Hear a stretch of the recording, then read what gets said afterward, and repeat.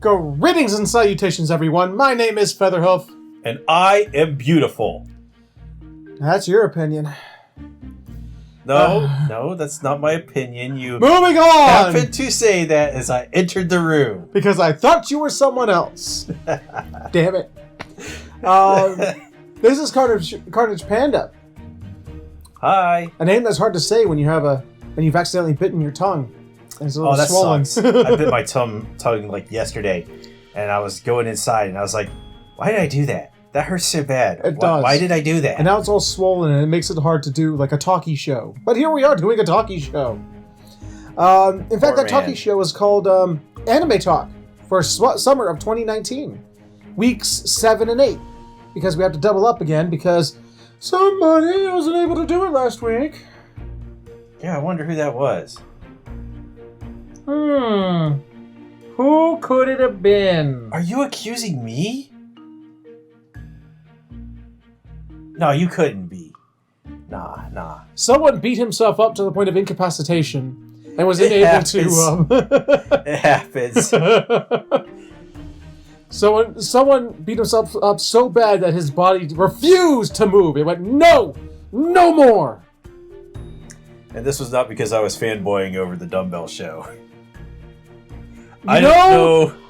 Now I have even more images in my head that I didn't need. Thank you for that. I'm moving on. So we're going to have to talk about 2 weeks worth of anime. I'm just shocked. Utterly shocked. He's shocked. I don't know if that caught on the mic or not, but... We have 2 weeks to catch up on, and why don't we? If we're gonna parse blame, I also have to parse blame on myself. We have 2 weeks of anime to catch up on, which I didn't do. I caught up on this week, but I sort of was. I mean, in all fairness, technical difficulties. In all fairness, I was dead, incredibly behind on my normal YouTube fare, so I was frantically playing catch-up all week, so I didn't have time to catch up on last week's animes. Fortunately, I watched all of them. Yes, so he'll be able to fill in the gaps. But, so, because I don't have a full data set, and he refuses to do it, there won't be any ranking this week. We're just going to talk to him as they come to us. Ranking is for chumps. So, for the past 3 years, we've been chumps? You have. You've been doing all the ranking. No, I haven't! It's been a joint thing. You didn't realize where I was just going, yeah, looks good to me. No, there were some times when you ranked him too, because you've had very strong opinions. Well, Angels of Death is just a terrible show. Well, we also have some other shows this season that have turned out to be some disappointments. How does it go? How does it go again? I don't know. How did fucking Kevin Sorbo say it? Oh, disappointed! Yeah. I am disappointed, son. But we're going to get into those as we go ahead and talk about those 5 animes we've devoted ourselves to this season, starting right about now. First up this week is Astra Lost in Space, because A comes at the beginning of the alphabet. I missed entirely what happened in episode 7. Something about them breaking down or some shit. Yeah, they broke down on a planet that only has a habitable zone of like 2 centimeters on the map or whatever. And they went down there. Planet Icarus. And they were like, yeah, we're going to land here and get supplies. But it turns out that since they had women on their ship and this had tentacle plants, and that this was an anime, they were going to be stuck here. Ew. So, basically, last episode was just a bunch of them getting stuck. Yeah. And then, I guess also them finding another ship that looks like the Astra. Well, they also had the backstory of Charles about how he is a rich kid that grew up in Richville. Okay. And they had like it was like an exclusionary zone where all the poor people live. And if they went up to the rich people place... The exclusionary zone? What were they, in Chernobyl? Yeah. Exclusionary zone? Yes. And if you were a poor person that went up into the rich person's place, they would just throw you off a cliff. Jesus! Really? Yeah, so... Was it Sparta? Yeah, exactly. The guards caught a young, not noble girl named Sarah, which is an anagram for Ares, which probably means that it was Ares all along. Oh, okay. So they found her. They're like, "Oh, what the fuck are you doing up here?" "No, get the fuck out of here!" And they just tossed her off a cliff. Boot. And Charsa was like, "Well, she's with me!" And then she was like, "Ah!" And she died happily ever after. The end. But she came back to life. And we're going to go backwards now. Okay, we're going to reverse that shit. And then they found a cryopod of lady. Yeah, and I don't know her name. It was very Russian, like Polina or something. Yes, I think that's exactly what it was. Polina. I'm very good at the names. Yes. So yeah, they found the new woman, and she added like 0 to the story. I don't know what the fuck she's doing here, actually. Well, apparently in episode 7, from what I'm gathering, it just ends with them letting her out. And episode 8. So hold on, before we move on from episode 7, because episode 6 ends with the big mystery, and it ends with this shot on Charsa's face looking diabolical, because Ares is all like, "I have a photographic memory, and I went out of my way to memorize everyone's faces, and you weren't in that biology class." And it ends with that mystery. How is that mystery solved? Charles is a transfer student. Oh, okay. According to him. Well, mystery solved.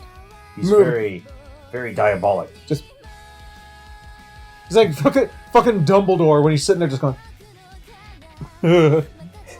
I much prefer angry Dumbledore. I don't know. He's like, they fucked him off. He's so fucking angry. I hated angry Dumbledore. Angry Dumbledore. Did you do it? Did you do it, Harry? No, I didn't do it. I didn't do it, Professor.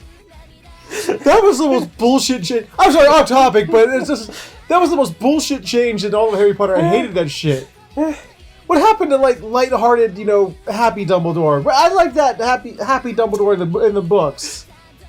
Where did this super pissed off angry Dumbledore come from? Where did that come from? We did it, Professor. Did what? Fuck off. I do remember the time turners in Prisoner of Azkaban, and they go back to the door. It's not the Prisoner of Azkaban. Yeah, in Prisoner of Azkaban when they use a time turner.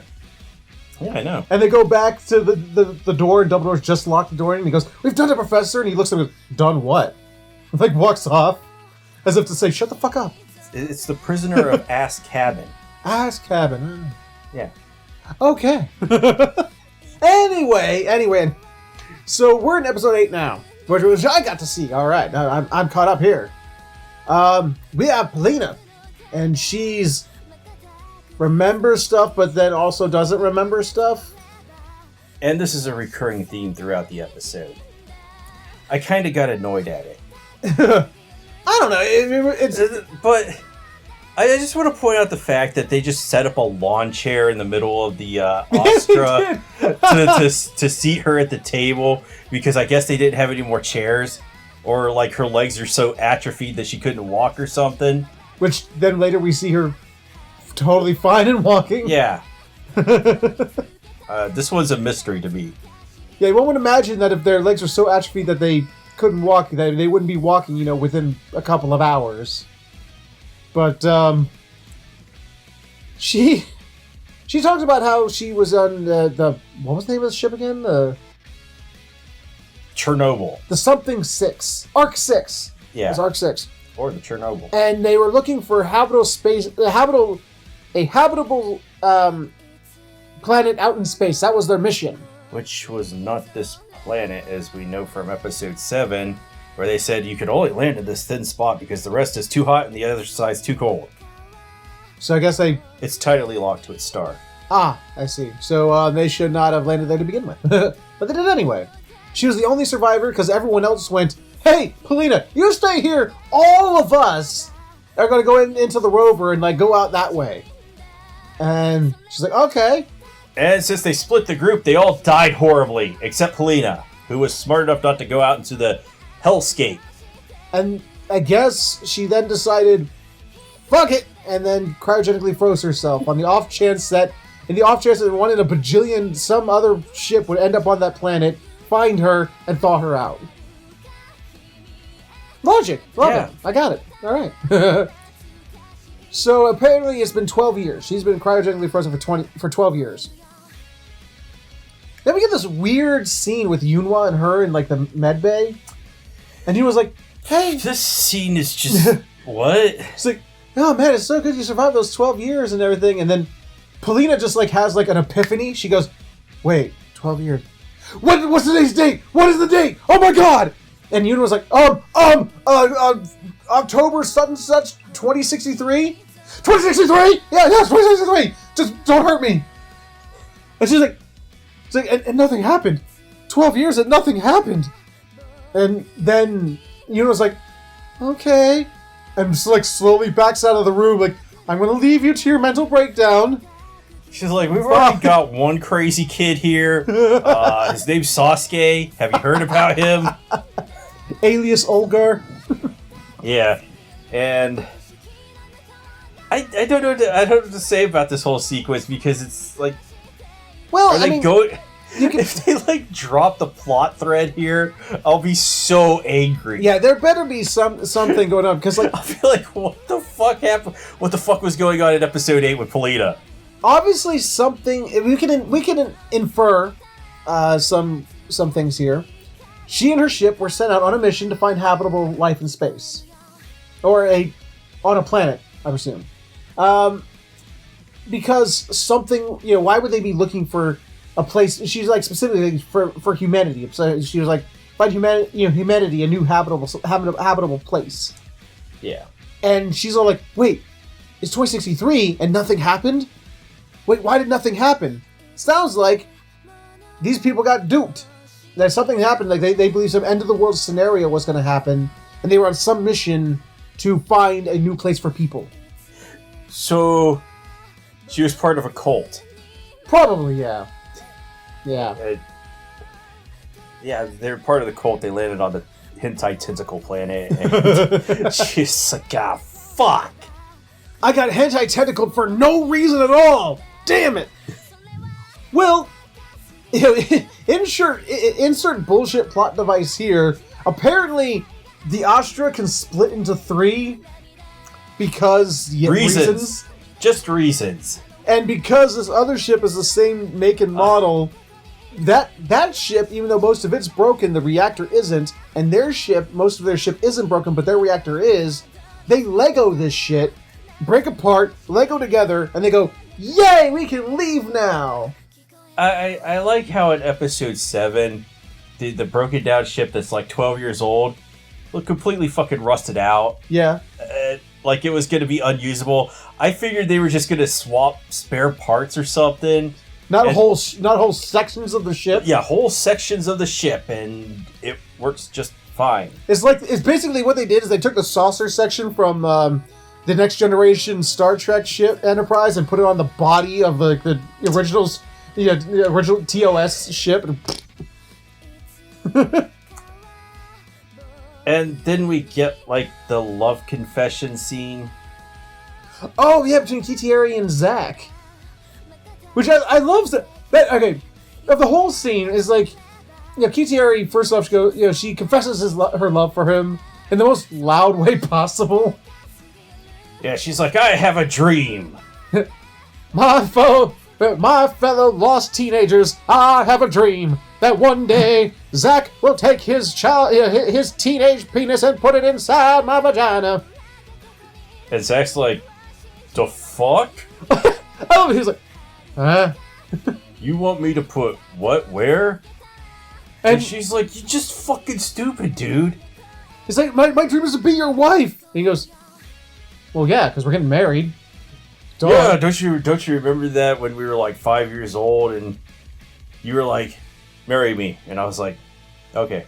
Yeah, he's like, I guess he just was like, he consigned his life to that was going to be what was going to happen. And she's like, Are you just fucking stupid? We said that we were 5 years old. Nobody would take that seriously. Which, apparently Zach did. Although I agree with her. Yeah, I'm with her on that one too, actually. But Mr. 200 IQ Zach was like, yeah, okay. You got it. Yep. I got a wife now. Awesome. I've had one since I was 5. Now we just need to go get it. Mary's already sat down in her diary, like, blah, blah, blah dates. Zach and Kitieri said they're going to get married, and I'm going to kill them. Still have that running theory, huh? No. No? I actually looked it up. Oh, he spoiled it for himself. Shut up. Don't tell me. I don't need to hear it. Nope. But, so then we get like 4 different subplots this episode.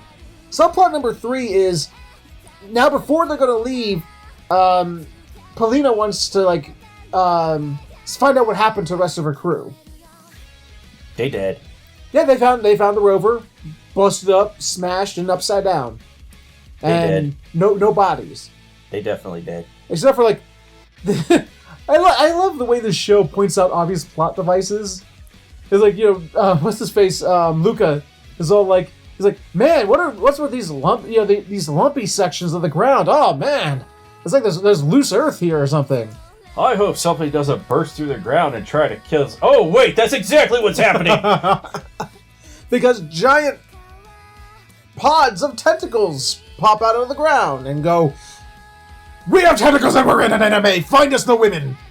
Find us the women. Yeah. And, but one of them has, like, the dog tags of one of Polina's lost crew. I want the hats! And Ulmer's like, no, we gotta get out of here. If you don't come with me, I'm gonna use my fucking shower gun on you. And Cutters is like, got it. I got this, man. He's like, you need that? Hold my beer. Got it. Here we go. And she's like, how is he gonna get it? And Olga's all like, he's been trained to be a decathlete from a young age. He's like, the ultimate athlete. We can't stop him. And he proceeds to take a spear and pole vault over the giant plant monster, on the way grabbing the dog tag, and then running around it to get back to the other side and get back to the ship without a single tentacle smashing him to pieces. He wasn't a woman. Oh, that's right. Yeah, good point. This would have gone in a completely different direction if Kitieri or Ares or anybody else had gotten close there. Yes. So they get off the planet, and they're back on their way to Earth, with only one planet between them and Earth. So we're getting there. Yeah, the next planet is going to be the moon, and it's going to be Doom, and they're going to meet up with Doom Guy.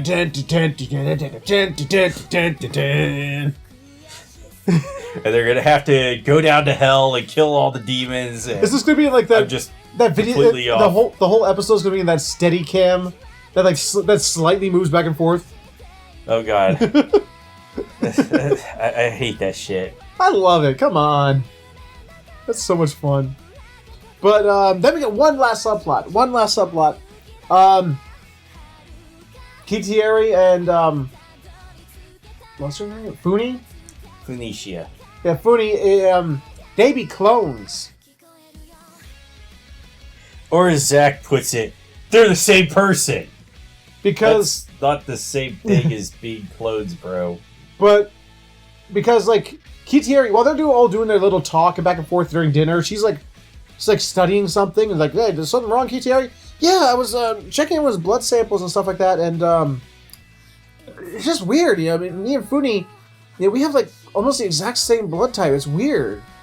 And he's like, and, Katasa's like, well, I mean, that's not that odd for some people that have the same blood type. She's like, I'm not just talking about A, B, and O. I mean, I'm talking about, like, deeper than that. A deeper connection to her. And then Zach is all like, hey, I got this. I'll do the deeper analysis for you, okay? She's like, okay. And he does it, and he's like, shit, the fuck? I need to talk to Kanata about this. And then the Kanata shows up and is like, bro, they be clones. Now, the only way that they could be, like, the same person is if there's, like, some time travel bullshit going on. Or that. Yeah, there could be that. Because, yeah, he doesn't necessarily... I mean, I'm just saying Davy closed as a joke, because it is what it is. But yeah, he does say they're the same person. It could be some kind of weird time vortex shit. Time loop. It's possible. No, it's impossible. Impossible? Yes. It's improbable? I'm not going to go for the time travel thing. Hey, this is the same anime where 9 children got shot across the galaxy because of a sudden wormhole. A sentient wormhole at that chased them down. Will the wormhole show up again? Probably. It showed up one other time on another planet.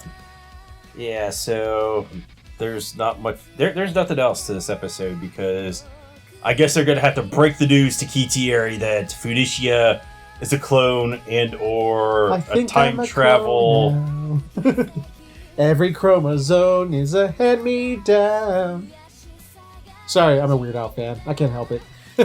Or that Funishiya is actually a time traveler, which I don't think is going to be the case. Dun dun dun dun dun dun dun dun dun dun dun dun dun. Oh yeah, that's right. You don't watch Doctor Who. Nope, I don't. That's because you're a fool. But that was Austro Lost in Space.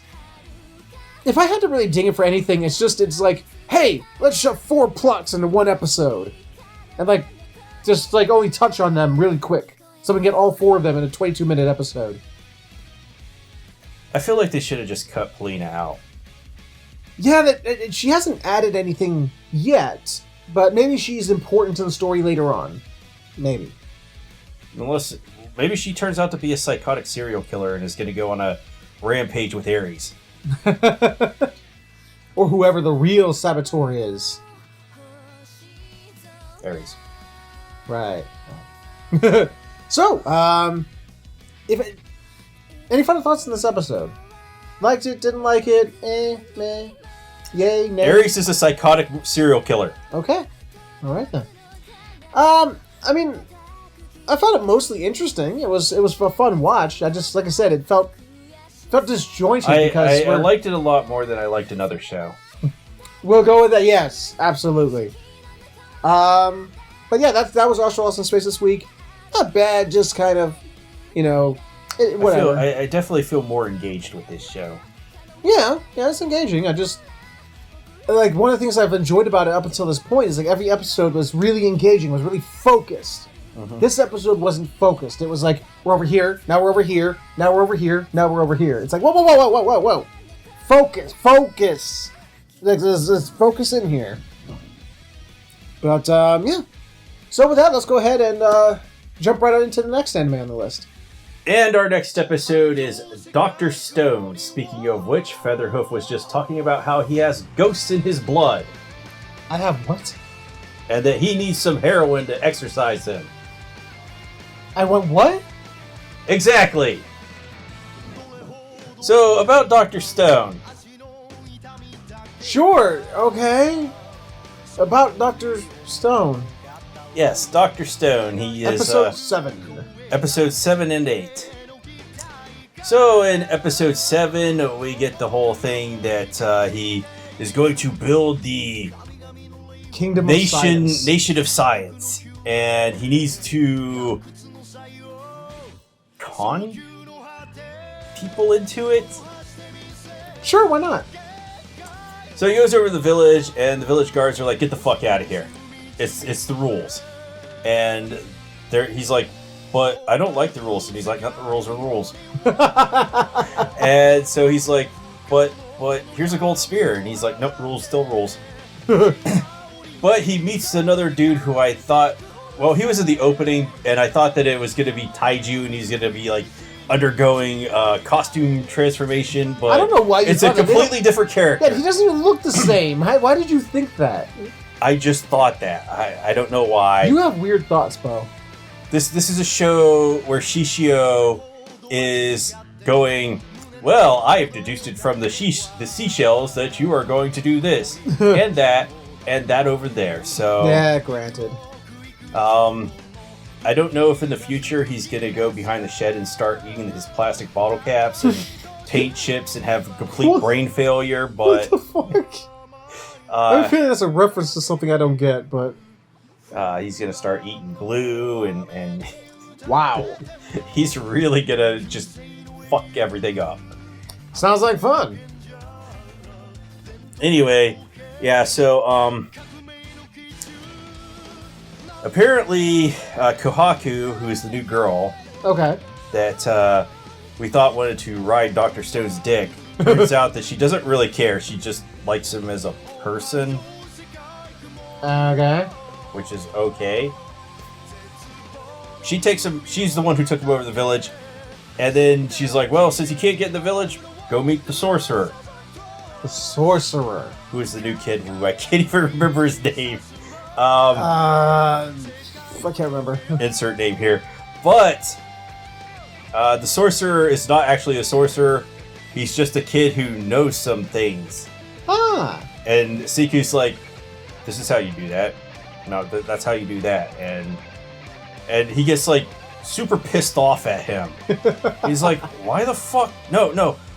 I'm going to take you down. He gets in like an ego battle with him because he didn't want to... He wanted him to like flee in terror or acknowledge his greatness. But Siku's like... super smart. He's like, bitch! He's like, I know how this is going on, you know? Like, he tries to do a fire trick to scare him because, you know, all the people in this world, it would persuade them because they're like, man, that's some voodoo. That's scary shit. And Siku's like, nah, you're just throwing this chemical in there, you're throwing that chemical in there. And he's like, what? How did you know that? And then... he's like, okay, I will really get my ego up there by defeating him in a math battle. Which was a horrible mistake because Siku curb stops him by using math he didn't even know existed. Which math is that? Like... geometry. Trigonometry and calculus. Holy shit. I know there were Greek symbols there, so... That's the high-level math. He just skipped pre-calc. He went straight to calc. Yeah. All right. And that's the end of the episode. Oh, okay. Then what happened? Episode 8 started. Yes! What happened in episode 8? Well, in episode 8, I tripped and fell and forgot everything. Oh. Damn. You're gonna have to help me out here, bro. I remember there being some kind of like, I remember they showed like the king of the village for a minute, and some other girl named Rennie or Rini or. Oh yeah, her Kohaku's older sister, who is sick but is the high priestess of the village. And we have a plot. Senku is going to make penicillin for her, and then everyone, and in his mind, everyone's going to be like, oh my god, you cured the priestess! You're the best ever! We'll join your kingdom! Yay! And they're all like, man, I can just see his thoughts. This guy's maybe a douchebag. I do love that Kohaku keeps pointing out, like she pointed out several times, it's like, I get that you're doing good things, but you constantly look like the villain when you're like planning them. You're like, you know, you kind of look like the bad guy here. So it's gonna be the whole Mega Man hypothesis. I can't speak there. Where you're not actually the good guy. You're just a bully that's going around and harming peaceful robots that are just minding their own business when you bust down their door and brutally murder them and steal their powers. Yes, and then go to the next guy and do the same thing. So he breaks down like this science course about penicillin. He's like, well, we can either get lucky by finding a bunch of green mold, or we could like break it down from stones like sulfur and whatnot. So he goes the stone route, which requires magnets, because it's like the new guy, the sorcerer, is all like, I have this mineral you never heard of. Look, because he's like, there's something about like true north. Because the new North Stars moved over 3,700 years. Yeah, because the axis of the Earth would tilt. I had to point that out as soon as he said it. I'm like, but wouldn't the North Star move over 3,700 years? And right after he said that, Seiko goes, wait, that's right. The Earth's axis would have shifted and moved the Earth, moved its North Star. So... Yeah, he's like, I have this special little thing that always points north. Yeah, I'm so awesome. It's so convenient, too. Picks up this giant tub of water with a leaf and a bit of stone. Like, and this is stone I bet you never heard of. And instantly he's like, oh, look, a magnet. He's like, then, no, you know of that too! Ah! And then ICP burst in and was like, magnets, how the fuck do those work? I forgot. Forgot about that shit. How do they work, man? It's not like they teach that to us in 2nd grade. So how do they work? But, so his plan is to make, I guess I'm so confused by his plan here to make penicillin. Penicillin somehow begins with him making iron. I don't know anything. I only know that the fucking mold made penicillin. I didn't know anything about using industrial fucking chemicals and shit to make penicillin. Well, yeah, sulfa is a medicine. And something I'm highly allergic to. Yeah, apparently my mom's allergic to it too, so maybe I'm allergic. But it's also used in cleaning products that are used for cleaning like shellfish and such. But that's how I found out I was allergic to it. I don't know about that shit. All I ever found out that it was I'm supposedly allergic to fucking corn, and really writing that down. I believe it's complete fucking bullshit, because tangent time. Once upon a time, my mother watched a documentary about AD&D, and she's like, that's totally CarnagePanda. Advanced Dungeons and Dragons? No. ADD. Yeah, but you said AD and D. Whatever. Whatever. Get out of here, you scrub. And she's like, that's totally CarnagePanda. So she started taking me to doctors. And they were like, yeah, maybe he has a food allergy. And she's like, well, test him. And so they poked my arm with a whole bunch of stuff and then put different chemicals on it. And I was like, okay. Yeah, that's an allergy test. One of them got slightly red. And he's like, that's corn. He's allergic to corn. And, okay. And the kicker of this is that the guy was a chiropractor. I would highly suggest a second opinion. This was the second opinion. The guy was a chiropractor, and after he had cracked my back and my neck, which was awesome, I love that popping noise. It's the best thing ever. But I do question the fucking corn shit. I question any medical advice from a chiropractor, but yeah, I was alert. And then she put me on this fucking special diet where I could only eat rice cakes, and it was fucking terrible, and I hated my life at the time.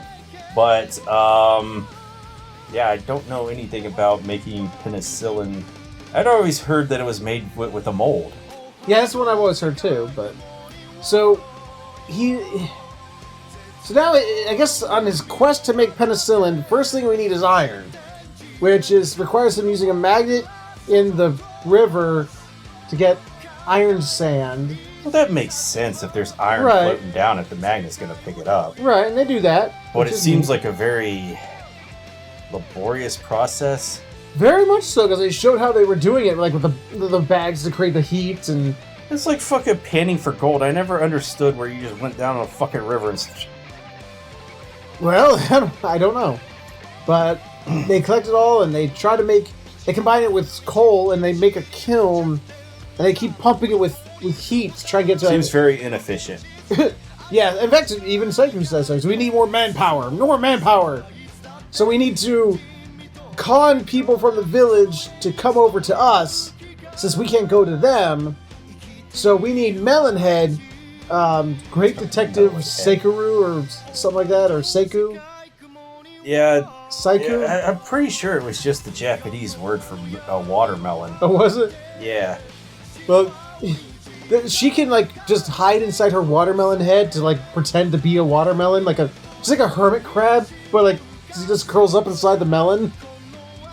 And she's goes around the village, eavesdropping on everybody to try and figure out what they want. I want to talk about the scene where they were fucking panning for the iron in the. Oh, okay, we're going back to that. All right. Because A, Kohaku was hot, and B, back when I used to play Tekken against my sister. Okay. Especially when Tekken 4 came out, because you were a Nina main, weren't you? What? You were a Nina main, weren't you? No. Oh. I was a Will Wrong and a Martial Law. Good mains. No, good ones, man. But I was a Roger and Alex main, and I won 0 matches. in Tekken 4, Heihachi does not wear clothes. So every time my older sister would see him, she'd be like, man, that guy's wearing a fucking diaper. Which is basically the same fucking thing that they were wearing here. It's just they were wearing like Japanese style underwear, which just looks fucking uncomfortable. It looked like they were wearing rope. Yeah, it does. Like, I don't understand how anybody thought that was comfortable. I don't know. Yeah. Yeah. And then Watermelon Head showed up, and you were like, "That's a girl?" Yeah. I don't know. It was wearing a big baggy cloak and a big watermelon on its head. It was the first thing I fucking thought. As soon as she stood up, I was like, "That's a girl." If you say so. I didn't question it until it just went until they said like she does blah blah blah, and I went, "That's a girl? What?" But I don't know. I couldn't tell. But yeah, Watermelon Head goes on an RPG quest to find out what everybody likes. Like, literally, this is Ni no Kuni 2. If you play Ni no Kuni 2... I watched you play it. It's like, when you have to go around and do all the side quests, is like, to find out what people want to get them to move to your kingdom. This is Ni no Kuni 2. And apparently we got, like, a fat ass who's, like, tired of eating just fish. He's like, man, I don't like this fucking fish. I want to eat something else. And we got 3 chicks who all want boyfriends.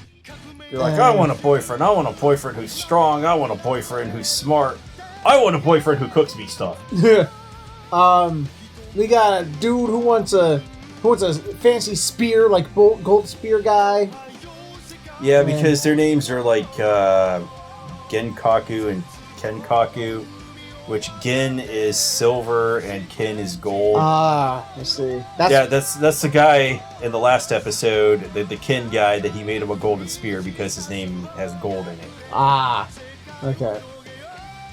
So, was there anyone else that they talked about the stuff that they wanted? I can't remember.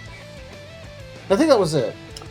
Well, they talked about the dude with the headband who's the sorcerer or whatever. Wants to bang Kohaku's older sister. Oh, yeah. That was fun. So that's what he wants, but he's already within the Village of Science. Yep. Oops.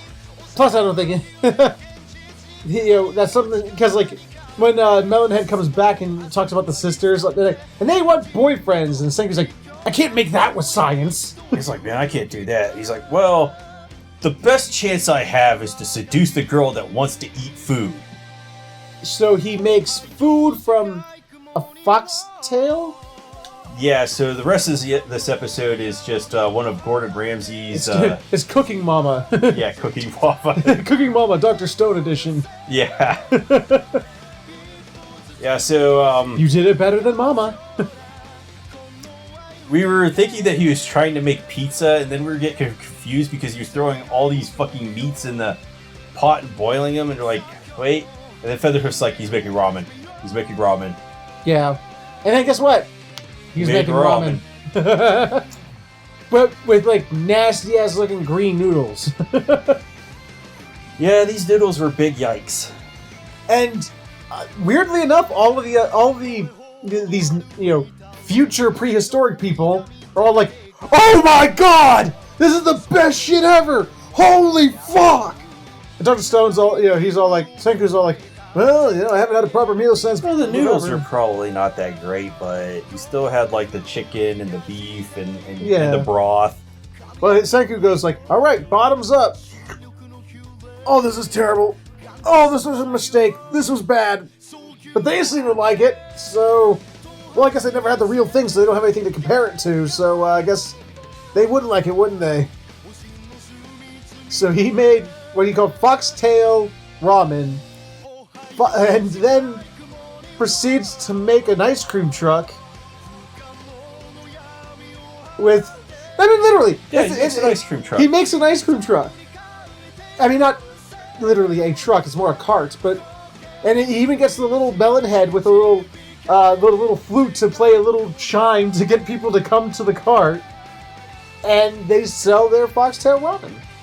I fucking hate it when the ice cream truck comes around. Do do do do do do do do. Do do do do do do do do do do do do do do do do do do. Do do do do do do do do do do do.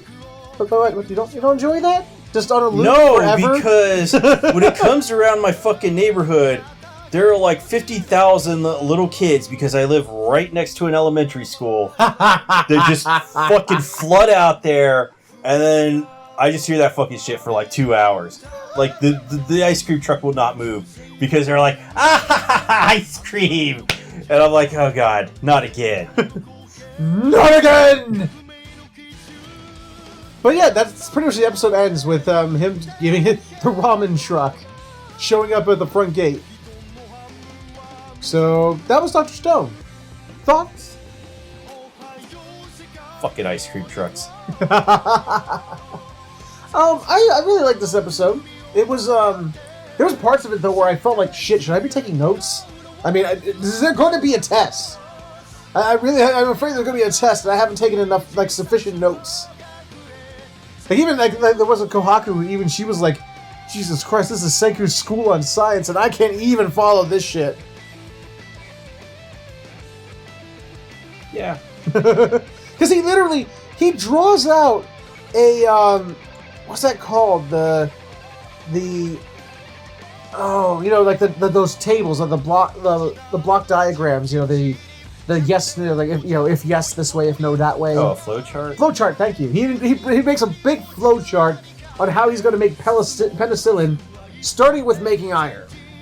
So I mean, I don't know. He'll succeed because he has to. Yes. Meanwhile, or he can just feed her hemlock. Meanwhile, what was it? He needs all the XP to himself. Taiju or whatever his name. Taiju and Yuzu and Taiju are still a little MIA, and so Shishio's off doing whatever they're doing. He's fucking eating glue, man. He's gonna have a critical failure now. He's like, I don't want this fucking world to silence. Well, they've completely disappeared from the show entirely, so we'll see what happens. Hopefully, we'll see what happens to them in the near future. Yeah, maybe next episode. Nope, I think that's it for Dr. Stone. All right, then with that out of the way, we're gonna go ahead and good episode. Liked it? Yeah, I actually like this show. Like these two episodes, I mean specifically. Yeah. All right, good stuff. I enjoyed them too. They were good. Like I said, the only thing that got me was just there was just times where I felt like I'm having a hard time following your plan there, Senku, and I don't feel like notes are sufficient enough for this. But I'm sure it will come together in the end, and it's like, oh, I see. Okay. Until then, let's go ahead and move right along to the next episode. Coming up next is Onegai Muscles, or how heavy are the dumbbells you lift? Onegai Muscles. Sorry, I dig that opening credit scene of the It show. seems that everybody in Japan is digging it too, because it's #1. Oh, is it? Yes. Really? Yes. Huh. Well, I would like to talk more about it, but of course I missed episode 7, so you might have to help me fill in the gaps on that one. No. Okay. Episode 7, some stuff happened. Something about them forming an idol group, though, or something? Or... Yeah, so, Xena, or as they're now calling her, Gina. They changed her name? Yes. Really? Yes. Is this like a nickname they made for her, or did they actually change her name in the show? Change her name right in the middle of the show. Oh, dear Lord. I guess they, mistranslated or something. Oh, okay. So, yeah, Gina... Is this like... did you hear about the Grandia mistranslations? What, is this in the new the HD collection? Yeah, because No, I didn't. Originally, tangent, but Grandia was originally only in Japanese and English. Well, in the HD collection, they actually not vocally, but at least for text, they got German, Spanish, etc., etc. Well, you know when you attack in the game, when you hit them, it shows damage. But if you miss, it has the big word, miss. Well, for the German translation, instead of saying miss, it says Fräulein. Okay. Which is miss as in miss and misses. Oh. As in a single female. Oh. It's kind of like the Final Fantasy VII Spanish translation, where when you're going to go form a party, instead of forming a party, they're like, form a fiesta. So yeah, they put the wrong word for party. It's like fiesta, man. So they mistranslated Gina's name. That's my best guess, is that because they were calling her Xena at first, and now they're calling her Gina. Huh. Weird. But, so episode 7, was there anything remarkable of note? Anything that I should know about? Yeah, so they formed an idol group that wasn't really an idol group. So they went on one of those shows that's like America's Got Talent or whatever. And there's like this Simon Cowell looking dude at the bottom. He's like, man, fucking idols. I need something different. Okay. And then they come on there with all the girls, and the teacher is wearing the fucking kendo mask because she doesn't want anybody to know that she's a cosplayer. So she cosplays as a kendo. She cosplays as a kendo character in a bikini. Because they're all wearing bikinis. Because, you know, as one does. And they get up on stage and they're like, our idol group, blah, blah, blah, and we're gonna do fucking lifts and shit. And so, like, Hibiki starts doing bench presses on the stage while they're, I guess, singing, if you want to call it that. Oh, it was that bad, huh? And he's like, the Simon Cowell looking dude's like, this is too weird. Okay, idols need to be normal. So he went from wishing there was something different, then getting something different, and went, never mind! Never mind! Never the fuck. I was wrong. I was totally wrong. Yeah, just normal idols from now on. And the only reason I know this is because in episode 8, it does show the girls coming in, and they mentioned something about like, oh man, our idol group failed, but you know, we'll try again. And I was like, idol group, the fuck? Yeah, this did not go full Zombieland Saga. That would have been awesome, but and then I want more Zombieland Saga than rap battles. That was amazing. I love that shit. If only. If only. Actually, this is getting a second season, isn't it? Yes. Yes. So actually, I've slid down in my chair here. Let me sit back up. So second episode. Anything else? Anything else with episode 7 or? It moved on to episode 8. Okay. Episode 8, we get our teacher cosplayer, and we meet 2 new teachers. They don't even have names. They do, but I don't know them. Teachers A and B. Things 1 and thing 2. Yeah. We have one who's like, I don't know, she's blonde hair. She's kind of normal character. But the black-haired one is like fucking demon. Yeah, she goes like full Orochimaru. At least that's what she reminded me of. Or at least Boruto's Orochimaru. As Orochimaru's now a fucking woman, but... Boruto doesn't exist. And look, I don't like it. You don't like it. Doesn't mean it doesn't exist. Doesn't exist. Whatever. But, because, like, she opens her eyes and, like she's like Geen from Bleach, where, like, the eyes are always closed and they have a creepy smile. But she, like, opened her eyes and it's, like, they're all black with, like, purple irises. Yeah. So it's, like, creepy. And, like, anytime anyone, slightly insults her, like, this, like, aura comes off her and, like, she threatens to murder them. Yeah. She's kind of fun. She's going full Sasuke. Well, our cosplay teacher leaves her Silverman membership card behind accidentally, and they're like, oh, we learned her secret. Oh, her secret's out! And they go join the gym, too. And the blonde-haired teacher's all like... What? How did you guys know that I go to this gym? Like, oh, you left your card behind. Just left your card out. And we came here to return it, and we thought, hey, my secret! Soon they'll find out that I cosplay. But it turns out, like, the blonde-haired teacher's kind of like, you know, she's worried about her belly. So they teach... This is I'm really hesitant to even call this a exercise. You stand there, you have a dumbbell in one hand, and then you go, eh, eh, eh, eh. That's it. Just, I guess, 1,000,000 times. Because that's like my kind of exercise. Because the only way I can see getting anything out of this exercise is to do it 1,000,000 times. Well, if you have to do it 1,000,000 times like Goku, then do it 1,000,000 times.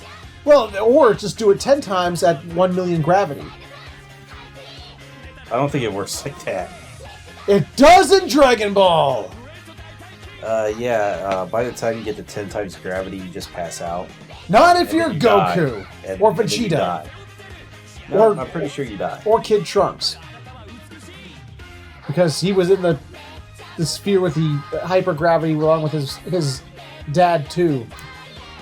It's an exercise, man. Is it, though? I mean, really, I mean, just start. You need to start her out small before she starts doing the dragon flags.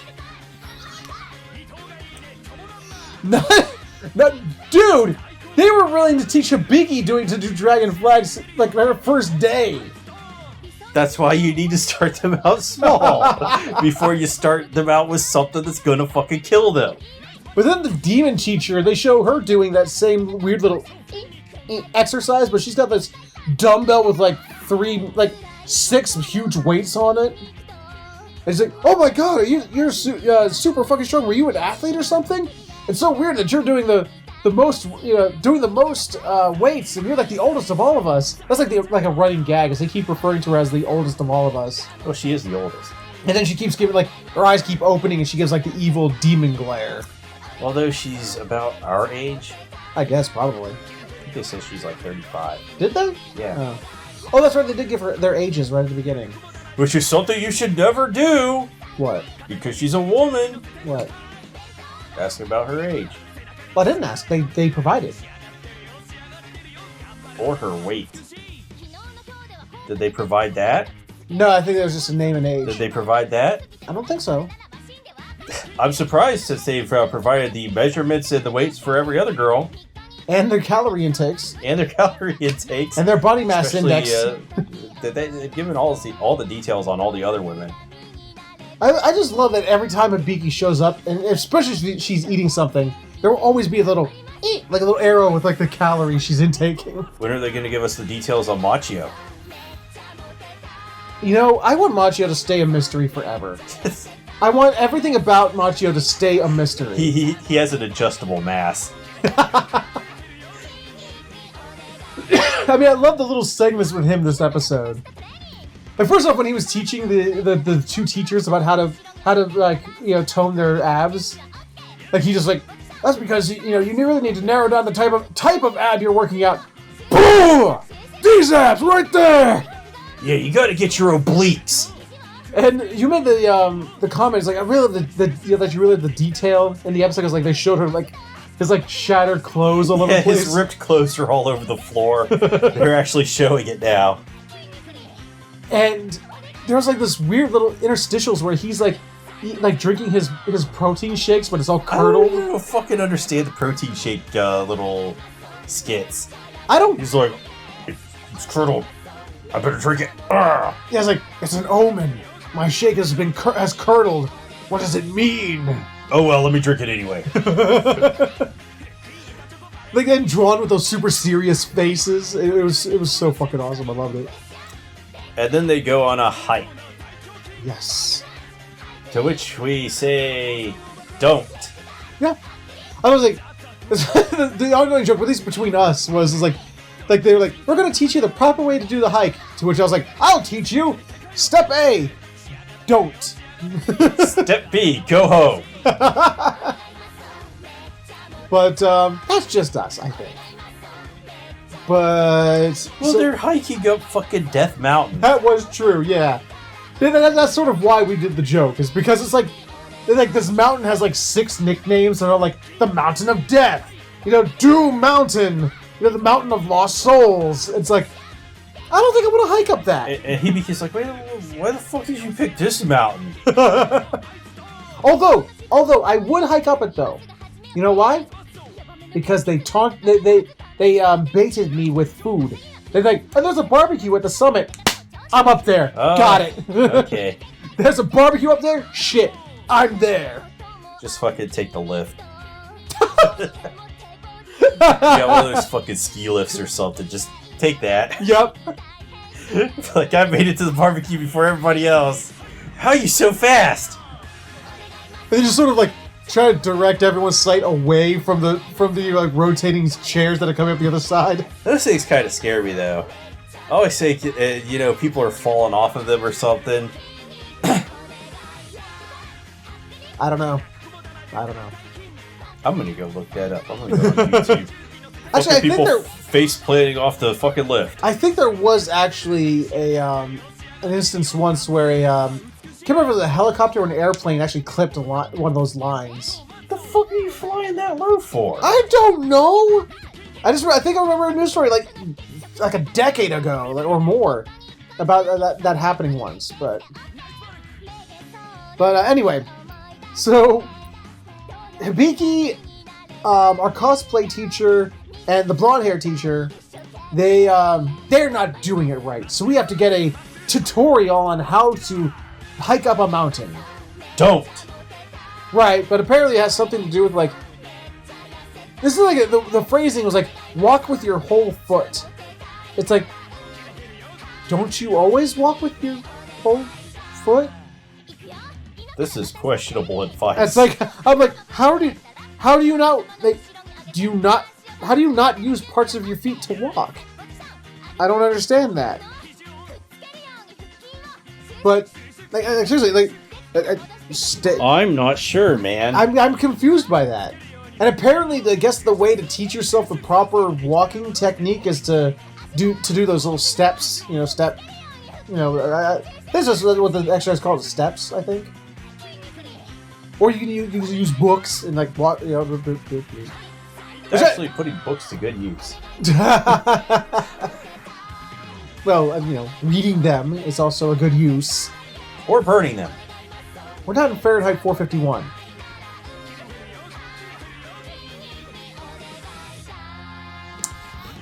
Yes, yes.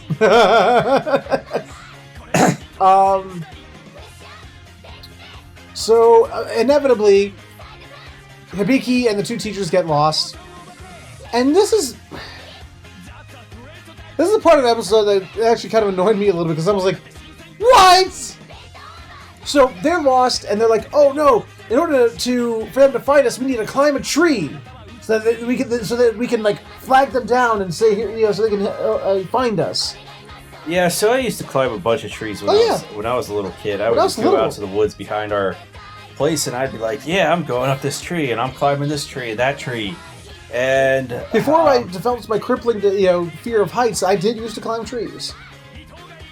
Featherhoof has a crippling fear of heights. I do, but he would ride the lift. Hell no, I wouldn't. He would ride the lift. There's a barbecue at the end. Okay, I'll just close my eyes while we go up it then.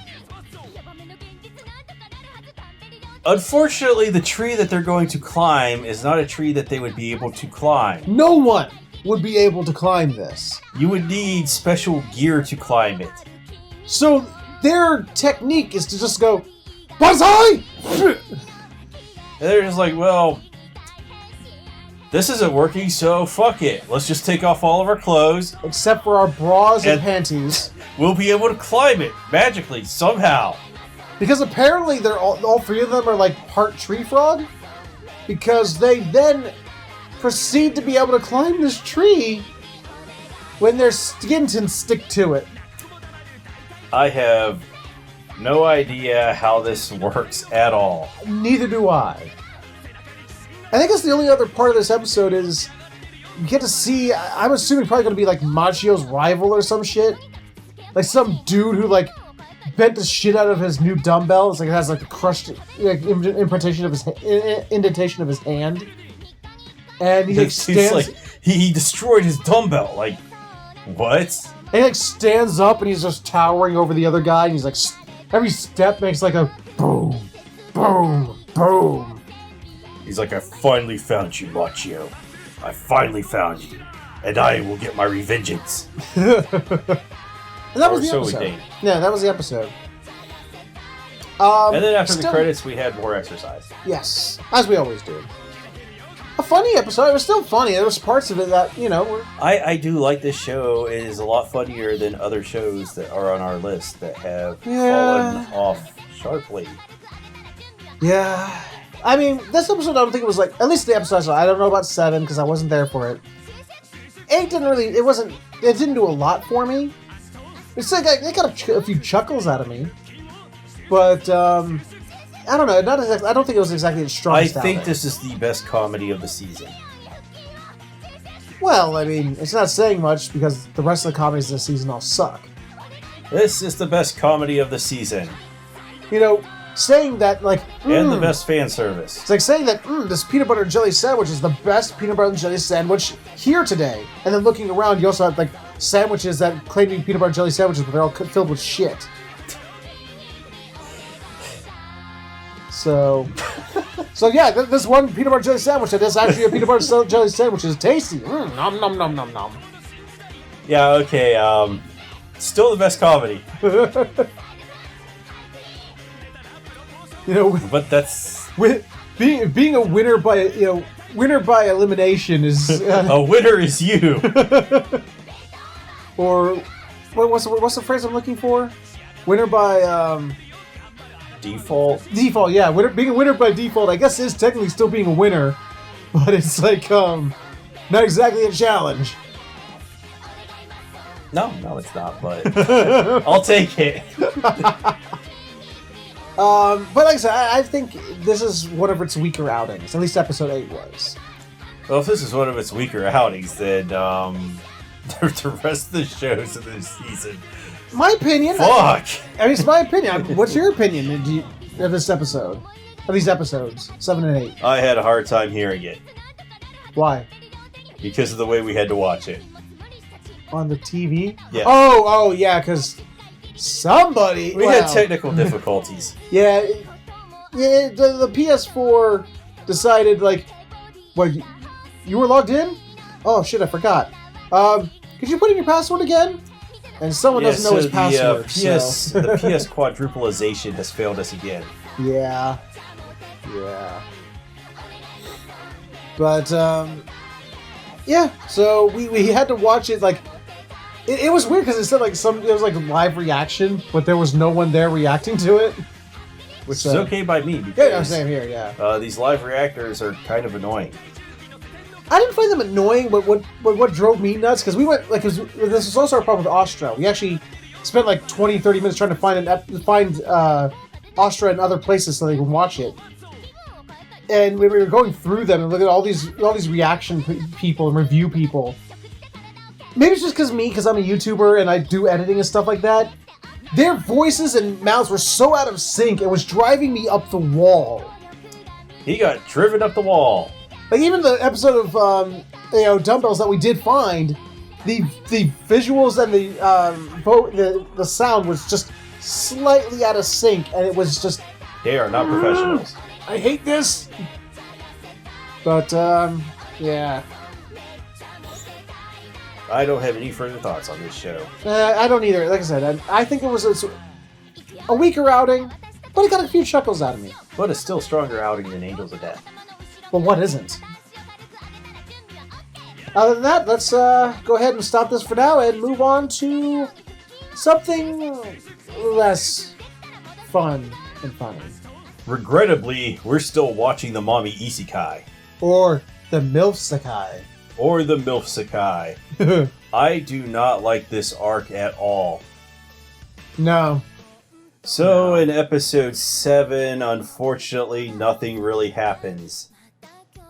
Except, they're sent to find skill points in a swimming pool, and a tentacle monster attacks, and they were about to kill it, but the tentacles went towards Momoko.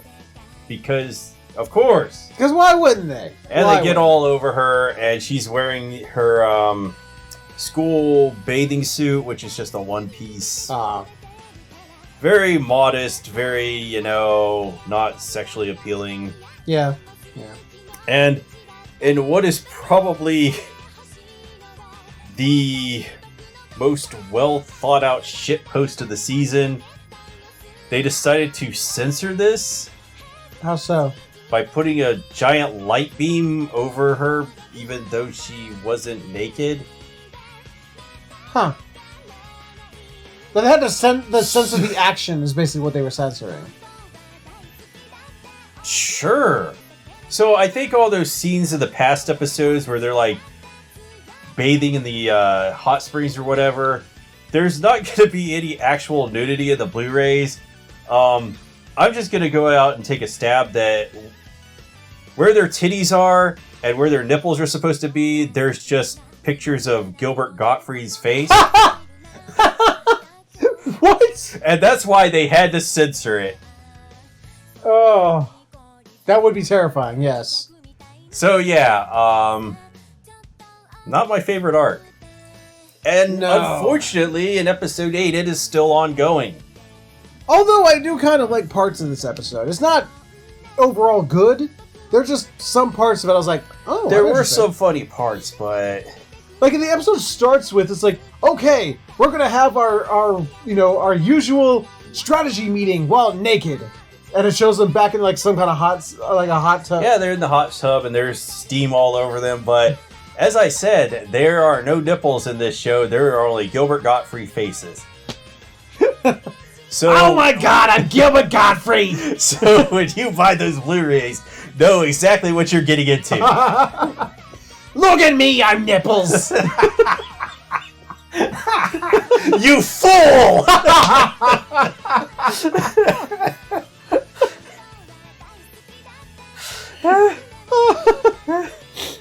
Ew.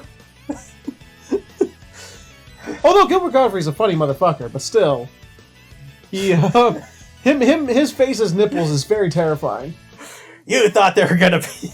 I can't even do his fucking voice. Ah, you thought there were gonna be nipples here, but it's not. It's just me, Gilbert Gottfried. You know what? That would make the show a whole lot more interesting. But instead what we got was, there's a school festival. Yeah, school festival. School festival of festivalness. Where they celebrate Gilbert Gottfried nipples. Yeah, so, we didn't even get fucking past the bath scene.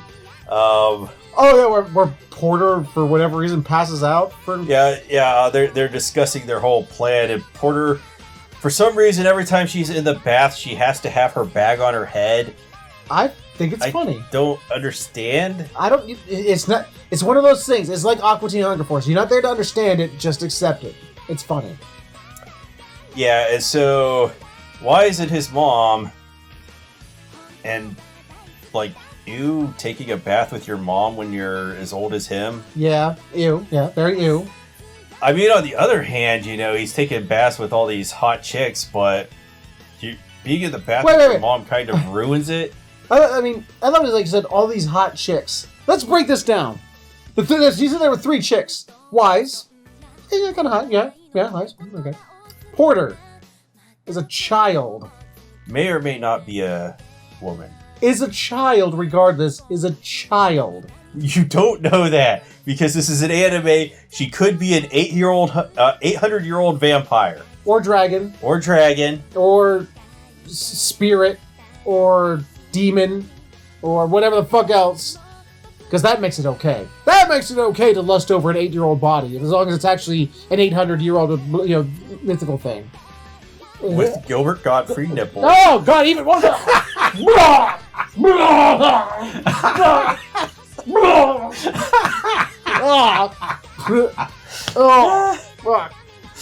Suck on that. I'm not sucking on no Gilbert Gottfried nipples. No. No, I'm not doing that. Fuck you. What have I done? And then the other woman in the bath, is his mom. So I think he really only has one choice here. Well, it's an anime, so of course his mom. Oh, God! Ew. Not only are these Gilbert Gottfried nipples, but his face is spinning around. Oh God, I'm getting dizzy! Getting dizzy! Affleck! Yeah, so they get out of the bath and he's like, well, I saw them totally naked, so I'm gonna get punished, but I'm not. I got away with it. So the festival happens and they're gonna make a cafe, I guess, or something? Or... Yeah, a cafe that they failed miserably at. No, they didn't. They were successful as shit. Failed miserably at. No, they what? They didn't even get any skill points out of it.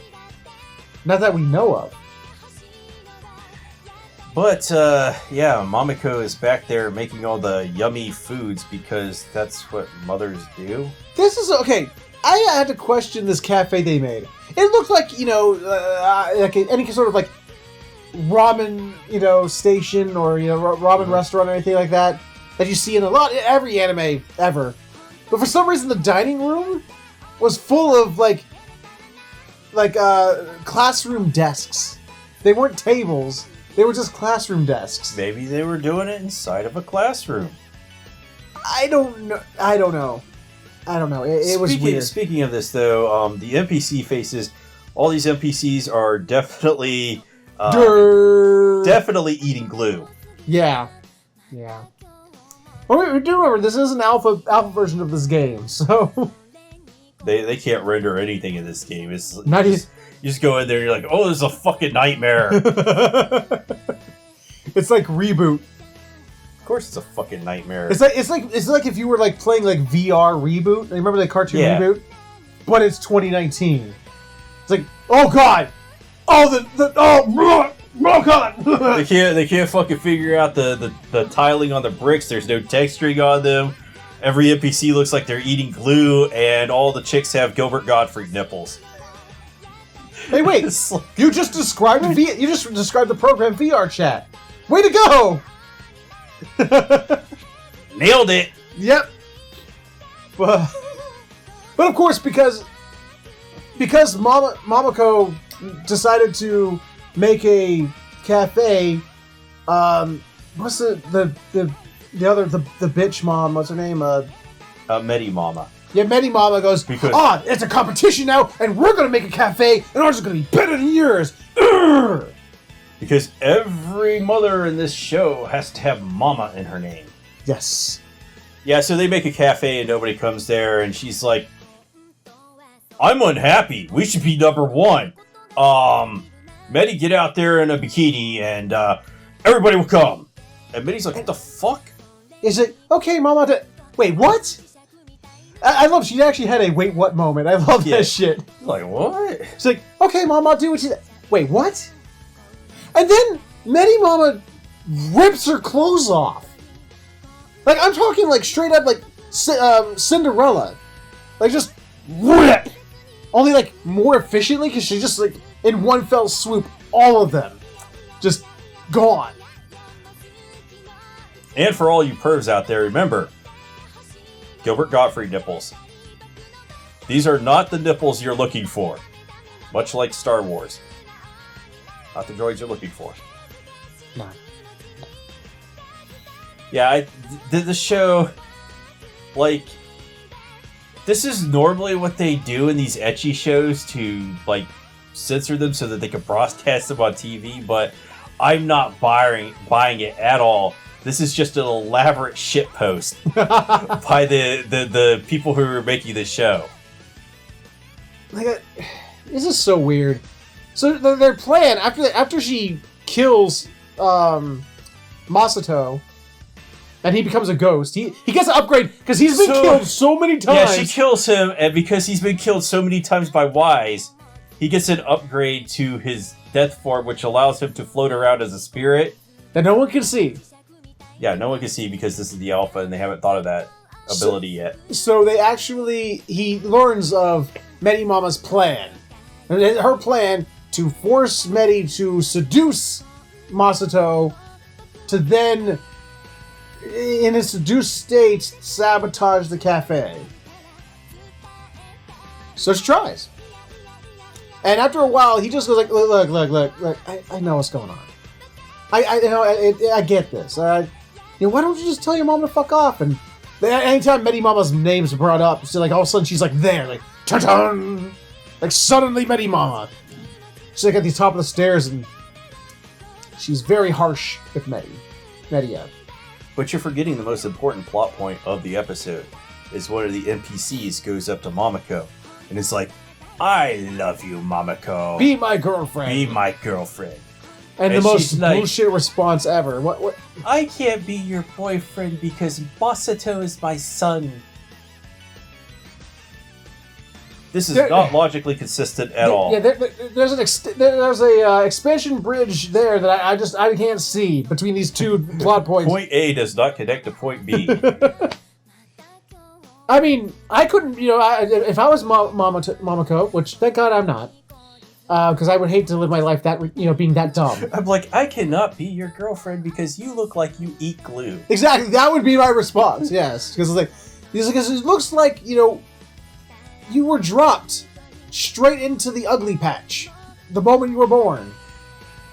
Just dunked head first, and your parents held you in there. Not even a paper bag would fix that. But that was a weird little offshoot, a weird little side thing that happened. But that bridge is on fire. Yeah. But Medi Mama is just so competitive. She's like, no, there's still time for our cafe to win. She's like, Masa's like, just stop, okay? We've won. We literally have every student in the school come to our cafe multiple times, and no one's going to yours. It's done. She's like, oh well, we'll beat you at she like whips out this poster out of nowhere. It's like, at this beauty contest. Yeah, we'll do that. And what was the line you said when we saw the contestants for the beauty contest? Like, oh yeah, as soon as they showed up, there's like Medi, Wise, and then 6 girls that are NPCs, and I'm like, well, 6 of them already lost. And Medi gets up there and she does the cute little like bumbling girl thing where she like, bumps her head on the mic and falls over. Like, oh, kawaii! And she gets like a 90 out of 100. They're like, yeah, that's the best girl ever. And then they skip the other 6 girls to go straight to Wise, and she's like, she tries to mimic it, and she gets a 2.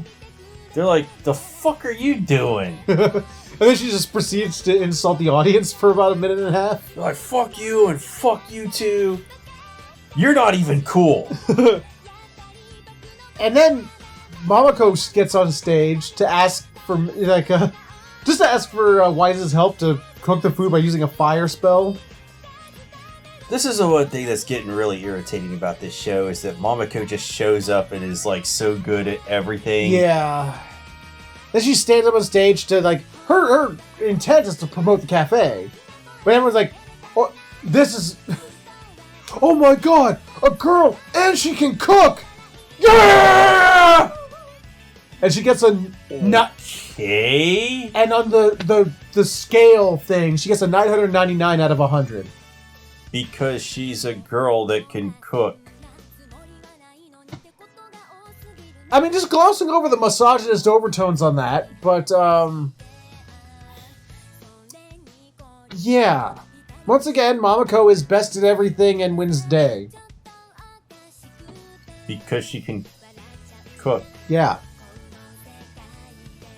I get I get the feeling they were, like, trying to do a joke there, but it's just sort of, I don't know, it fell flat on me. I don't get it. But the moment they get like the view of Medi Mama, Masato's like grabs Medi and is like, come on, we gotta go now. Yeah, and so Medi, they took Medi somewhere, which was by a bunch of bricks that just do not look good. Like they're still in the pre-alpha. Their graphic designers are out in the back just eating paint chips and they don't know doing a good job at all. No, they don't realize that there should be mortar between these bricks. They're just bricks that are laid on top of each other. Yeah, it's just like, what the fuck ever. Nobody's gonna care. And there's this actually kind of a touching scene Or Betty talks about how her mom, so, it's like, yes, everything I do is hard, but she always does everything for me and everything like that. But it's because I want to do things like this. Have cafes with my other friends at school and everything like that. But I have no friends. And they're like, "Stop it!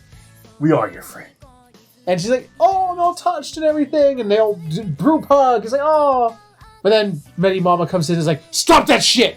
Like she blood rushes through everyone and grabs Betty by the throat and chokes her up. "Stop that! It's all about me. It's all about me." He's like, just choking. She's like choking her up against a tree and shit. It's like, Jesus fuck, lady. Holy goddamn. And then, actually, Mama Coca comes in, like, swords out and, like defends Medi. And she's like, "Why are you doing this? Why are you a bitch?" He's like, "What?" He's like, "Yeah, it gives a parent pride when their daughter's not, when their child is, best at something. But I mean, do they have to suffer for this?" And Betty Mom was like, "Yes, she does. Because if she's number one, that means I'm number one, Mom." And they're like, "Man, she's selfish." It's like, so wait, you want her to be the best so that you'll be the best? What a bitch. And it's sort of like, Medi, she always lied to herself. She's like, "Oh, she's doing it because she really wants me to be the best. It's for me. It's all for me." And it turns out, oh no, it was all for my mom, and she was all for her. My mom's a selfish bitch. And like her reality comes crashing down. She goes dark Medi and turns into a Durgan. With titties. Like an anthro-Durgan, like a bipedal anthropomorphic Durgan. With titties. With titties. And hair. She still had her human hair. I think the titties thing is just hilarious. They had to fucking put the titties on the dragon. But worry not. In the Blu-rays, they will put Gilbert Gottfried's face right there where the nipples are supposed to be. So spinning around. Just quoting his lines from different things. I don't know. She looked pretty cool as a Durgan. Just me personally, but maybe that's just me. I'll leave it there. I think she looked better as a. Then when she's doing the whole weakling thing, seeing her like freak the fuck out as a big, giant purple dragon, it's sort of like, that's badass. I hope she could breathe fire and brimstone on her mother and kill her. That'd be nice. I would appreciate that a lot. But unfortunately, we're probably going to get the redemption arc, and she's going to log out of the game, and I don't know where the fuck the story's going to go from there. Even more insanity, probably. If it goes back to the comedy and shit and gets out of this whole... Well, first off, getting out of the Medi Mama arc... Yeah, if we can get out of Medi Mama, that'd be nice. The best shit ever. Yeah, I'm tired of Medi Mama. We've had 3-4 episodes now of her being an absolute bitch. I'm tired of this lady. She's so bad that she's dragging the show down. Absolutely, yes. Literally, it's because every episode you want to see her, just punched in the face, and no one's punching her in the face. Why can't you fucking write this character out of the show? Yeah. I would be so much happier. Mm-hmm.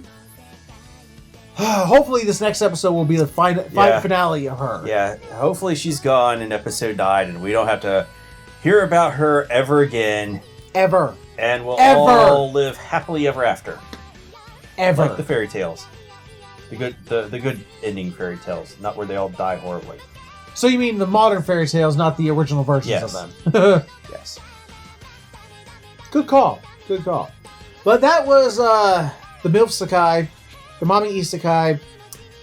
It was okay, I guess. No, I can't bullshit about that. That was bad. It was bad. It's all that fucking Media Mama.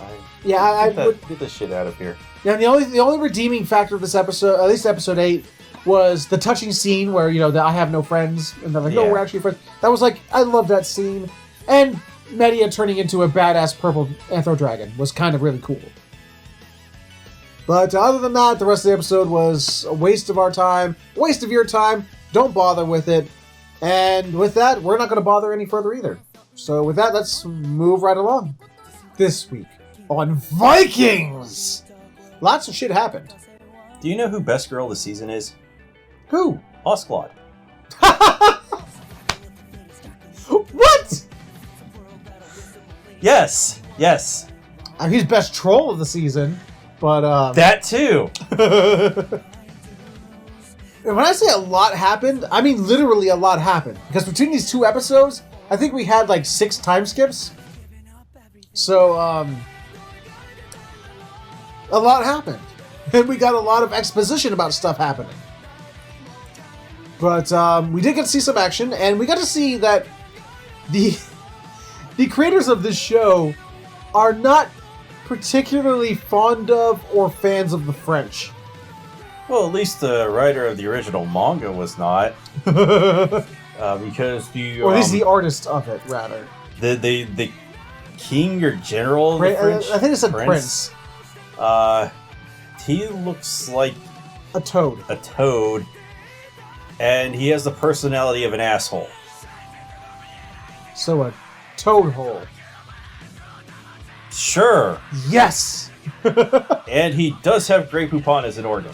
I don't think people are going to get that in joke. If you dissect him, just go look up the inner organs of a fucking toad or frog or whatever. You will see the fucking Grey Poupon. So the king of Norway, he goes, pull all our forces out of England. Pull them out. We're going to let them rest for the winter. Which Ascalon's not too happy about. Because that means he can't keep getting paid. Ascalon's like, fuck. I need to go find some other forums to fucking shitpost and troll on. So he goes to the French forums. And we get to see... because like time has passed. It's now... what was it? He's like... It's now 1012. Torfinn's like 12 years old. Or he's like 13. 16. He's definitely grown up, and he's like an angsty motherfucker. That's an understatement as fuck. Like this episode, actually, this is the one episode I did catch up on episode 7. It's Oscar's all like, "Hey Thorfinn, go scout ahead and tell that French motherfucker we'll help him for half of the treasure and all this other shit." No, that's not what he says. He says, I can't fucking stand watching you fight. You suck at it. Yeah, he did say I will that. help you. And he's like, go do it. And Thorfinn's like, no. He's like, we got a problem, bitch? He's like, yeah, we got a problem. When am I getting my reward? He's like, oh, well, if you want to break a contract, I'll give you 3 gold now and you can leave. He's like, you know what I'm talking about, you motherfucker? And he's like, yeah, well... He's like, I've killed so many people. When am I going to get, what I was promised? He's like, well, when are you going to do something spectacular on the battlefield, like I said? You going to bring me a captain's head? Bring me a captain's head. He's like, I will do that. And then he takes off, Naruto running for Area 51. He does, actually. I was like, really? I laughed so hard when he did that. I'm like, I've actually had somebody actually tell me, like, because they actually started watching this, like someone like messaged me, and they were like, I got really excited because the whole Vikings thing, I'm all into, because someone from Sweden, so I was really into this, but then like, not only do they get so many things wrong, but it just turns out it's just a samurai anime, but with the word Vikings put over top of the word samurai. Well, same thing, they're both assholes, so samurai are assholes, Vikings are assholes. But it's just watching Thorfinn literally ninja run was like, yeah, come the fucking Naruto run was just fucking ridiculous. It's like, bro, nobody runs like that, and it's not aerodynamic. It doesn't make you run faster. In fact, it would actually, wouldn't it? I can't imagine because I feel like it would add more drag on your body and would make you slower. But like when you're like running with your arms and stuff, like you're pumping shit through your body, aren't you? I don't know, but I could have sworn I remember reading that somewhere, but I feel like, it's obviously natural to run pumping your arms like that. Yeah. Because that's the way you do it. Yeah, who's going? Yeah, no one's like doing... dragging your arms behind you like, yeah. That's like, I've watched the Olympics. I've watched these like 100-meter dash. Nobody fucking runs like that in the Olympics. Nobody's sitting there going... You don't see Usain Bolt going down the fucking line, just 400-meter dash, fucking arms flailing behind him like a retard. It's like, no, why? I don't know. I don't get that. I mean, this isn't the only time we'll see him do this in this episode, though. Because apparently it also makes him run so fast, he's able to leap across a 20-foot gap. Like a 20-foot moat. I'm sorry, I can't suspend my disbelief for the Naruto run. No, I can't either. But he goes... I can't... okay, I respect the show for this, but at the same time, I can't help but laugh. Whenever they go to, like, he goes up to the camp, the French camp, and is screaming in Japanese, "Does anyone speak Norse?" And then all these French people in Japanese, like, "Hey, do y'all French people all speak Norse? Does any of you French-speaking people speak Norse?" He says in Japanese. I don't know anything about that. But, I mean, I do enjoy the fact that they're actually showing the fact that there is a language barrier there. Yeah. It's just funny the way they're portraying it. Unlike in Dr. Stone, where he's just able to talk to the people and they don't have a different language. Yeah, you would imagine people 3,700 years from now would, develop. I mean, English doesn't even look the same if you go back like 1,000 years. No. But, I did, again, I respect the show for this. There actually was one guy, and he shows him next to the Thorfinn the whole episode translating for him. I did really like that. I love. He says something rude to the prince guy. He's like, go fuck yourself, and the translator's like, what? And the prince is like, I know you said something bad. I did love that. He's like, what was it like? He tells the prince what Ocelot told him to say. Yeah. And he's like, you can take our offer, or if you don't, we'll just join the other side. He's like, are you threatening us? Are you fucking threatening us? Like, blades go into his throat and everything like that. He's like, he'll just do it if you kill me. It doesn't matter. Like, Thorfinn's got this, like, stone cold stare now. He's a stone cold killer.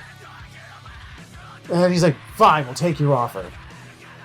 And well, he's gonna betray them anyway. Because he's a bad prince. Yeah, actually, he does have the plan to betray them anyway. But I do love to get prepared for the battle. It shows the guys like the French who are guarding that one boat, and they're all like sitting at night, like, wait, what is that? And they see this like dragon head go across the moon. There's a fucking dragon! Run away! Run away! Run away! So the battle takes place the next day, and the battle begins. No Ocelot. Ocelot woke up late. He's like, fuck, we're late. See so much. But this is where we get the Thorfinn doing the Naruto run through the battle. Just and the prince is like, he betrayed us. I knew he was going to betray us. Nobody fucking Naruto runs. Because he wants to scale the wall to kill the leader of the guys. He asked the translator guy, which one of them is the leader? He's like, come on with the feather in the helmet. Got it. Hold my beer. I'm Naruto. I can't Naruto run with beer in my hand. It'll cause drag, I guess. And he goes to scale the wall with not only doing a Naruto run that gave him enough speed to clear a 20-foot gap, but then begins to climb this fort wall with his daggers. Tink, tink, tink. Okay. I got a suspension of disbelief. Whatever. But then Ocelot joins the fight. Ocelot comes in with a real plan. Oh my god, I love this so much. Literally, he emptied out the boats and put everyone underneath the boats, and they carried the boats at a full charge through the woods and then across the battlefield. And the person's like, the fuck? I didn't think of that. I loved it. Because you just had Ocelot, like fucking, Christopher Columbus at the helm of the boat. Like, yeah, charge! Get them! Or like George Washington or something like that. That's just on the front of the boat. Just ha ha ha ha ha! It's a good thing that none of the Vikings tripped and fell. Yeah, look at that. And they get to the river. Instead of traversing the river the normal way, they went through the battlefield.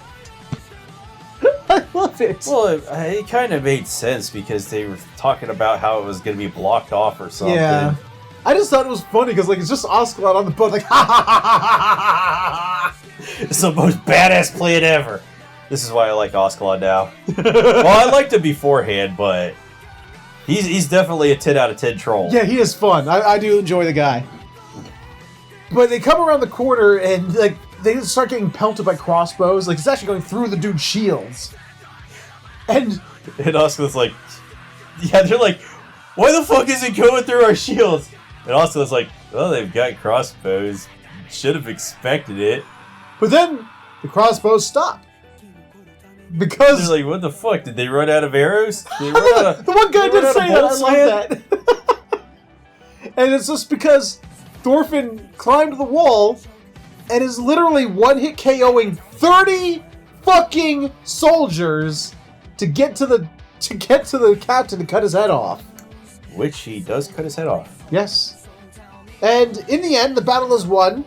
The Askeladd's crew rapes and pillages. Pillages and rapes.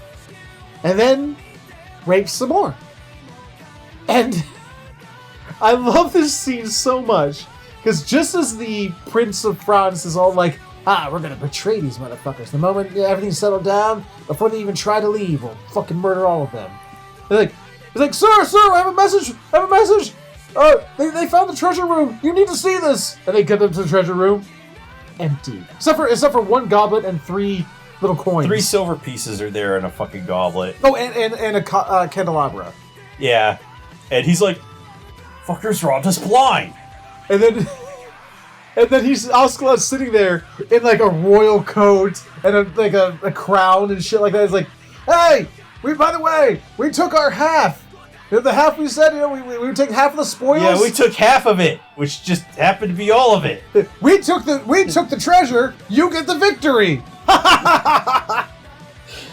And then like Thorfinn shows up, he throws the head over, and they're like, Askeladd's like, what? He's like, now you gotta give me my duel. He's like, you gotta give me the duel. And he's like, you cut that guy's head off? I'm not sure about that. He's like, I did it. I'm not gonna let you run away. I challenge you to a duel. And he's like, I accept, but you're gonna have to ask me later because we're getting the fuck out of here. And that's where episode 7 ends and goes into episode 8, where they go to port. They go to their home port, which is someplace I don't know. And which is where Askeladd's uncle lives. Uncle Dominique? I don't know. Thaddeus. I'm gonna call him Dominique. George. Yes. Of the jungle. Yeah, so I get the feeling that Askeladd doesn't really get along well with his uncle, but his uncle has to respect him because he's a great warrior. He brings in lots of cash. Brings in lots of loot. And his uncle worships money. Yes, very much so. He's one of those dudes, it's like, money's everything. I look at money and I just get a boner over it. Yeah. Money's the only thing in life. And Askeladd makes this salient point later in the episode. He's like, well, we'll get to that later. Yeah. So, we should get 2 minutes in, we get to the duel. Yeah, and it's like a fucking WWE match. It's actually pretty badass, though. They're like, well, he stood up! He stood up! He fucking stood up! Yeah, it's literally like Jim Ross and Jerry Lawler just sitting there giving the commentary. Oh my god, he took a step forward! Oh my god! But the silly commentary aside, the animation of them fighting was really badass. Askeladd from the top rope! They actually point out that Thorfinn's actually pretty accomplished at this. He's actually doing really fucking well. But Askeladd learns real quick that Thorfinn has one major flaw. So he begins to press him. He begins to piss him off. He begins to oh yeah, why are we doing this again? He's like, you want revenge? Why the fuck are we doing this? Oh, he's like, I'm here for revenge. Oh yeah, you're here. Did I really kill your father? Who was he? I mean, I killed a bunch of people. How am I supposed to remember everybody? The name of your dad, what was it? What was it? Toril? Tomas? He's like, it's Thor's motherfucker, you asshole! He's like, I can press my advantage on this. I got this. And he begins to just taunt him. He's like, your dad, I can't remember how he died. And like he's just enraging Thorfinn to the point where he's like he loses his focus and isn't able to fight him as he normally would. Yeah, because when he was laser focused, he actually disarmed Askeladd. He like knocked the sword clean out of his hand. But this is the point I didn't understand. Why didn't he follow up? He knocked the sword out of his hand and was about to do a follow-up attack to just lay him out, to kill him. But Askeladd like went to like reach for his arm, and he was like, "Oh fuck no!" and like jumped backwards. He didn't want to get grappled. So when one arm would get grappled, he just stabbed him in the neck with the other one. Theoretically, but you know where the weapon's going to be coming from since you've already got him locked down with one arm. He can only come at you with the other arm, and he doesn't really have the best leverage to get at you with that arm because Ocelott's bigger and has better reach. That is true. You're right. But in the end, he enrages him so much he's able to like throw him and like flip him over and like dislocates his shoulder. And the guys from the crowd are like, "By God, that kid had a family!" I don't think they did that, but... Yes, they did. Nah. Yes, they did. He walks away without killing Thorfinn, and he lets him live another day. And he's like, "Hey, Bjorn, pick him up." Bjorn's like, "Sure." And that was cool. Then they have the big feast. He picked him up! Oh my God! He picked him up! He's carrying him to the top rope! Holy shit! Oh my God, the humanity! Oh, he's on the top rope! Oh, he threw him off! Dude, good thing that wasn't a Hell in the Cell match. Oh, Jesus. And then we get like a short sequence with the king of the fucking Vikings. Yeah, the king of Norway. And his moles. Because for some reason, the camera had to be like really close up on his face so we can like really see those moles on his face. And we get another shot of what the fuck is his name again? Fake Loki? Yeah, Floki. Jesus Christ. My God, does this guy have the most rectangular head. Perfect. It's like I'm dead serious. When he is like trimming his hair and his beard, he is sitting there with a level and a slide rule just I